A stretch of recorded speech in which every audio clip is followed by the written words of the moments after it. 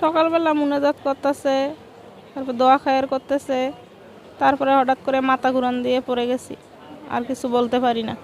অসুস্থ এই জায়গা 20-30 জনের উপরে আছে এই জায়গা।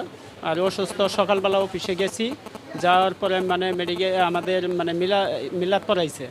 মিলাদ পড়ানোর সাথে সাথে মানে শেষ হয়েছে, পরে তার মধ্যে মানুষজন পড়ে যাচ্ছে।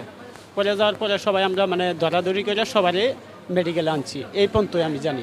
মেডিকেল নেওয়ার পরে মারা যায় আর কি, সেটা আর কি মারা যাওয়ার পর থেকে শনিবার থেকে হয়ে যায় এটা। সবাই আমরা অফিসে যাওয়ার পরে সবাই এটা ভয় আতঙ্কে প্রথমে একজন সেন্সার হয়, এরপর পরে আরও 3-4 জন সেন্সার হয়।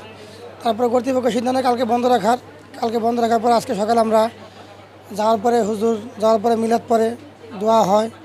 দোয়া হওয়ার পরে হুজুর যখন মানে পানি দিতেছিল সবার গায়ে, এর ভিতরে একটা মেয়ে সেন্সারে ফেলায়। এরপর থেকে মানে ওর দেখা দেখি এরপরে মানে মোটামুটি সবাই আস্তে আস্তে সেন্সার ধরছে। আমাদের এখানে গত বৃহস্পতিবারও আসছিল 8 জনের মতো, এবং এটা যেটা মাস সাইকোজেনিক ইফেক্ট, ওনাদের ফ্লোরে একজন মারা গিয়েছিল, তো এই ইফেক্টটা সবার উপরে পড়ছে। তো এরপরে 8 জন আসছিল, মাঝখানে আসে নাই। আজকে আবার সকালে 8:30টার সময় 42 জন এখন পর্যন্ত অ্যাডমিটেড আছে, এবং সবারই একই সিমটম, সাইকোজেনিক হাইপারভেন্টিলেশন, মানে ওনারা জোরে জোরে শ্বাস নিচ্ছিল।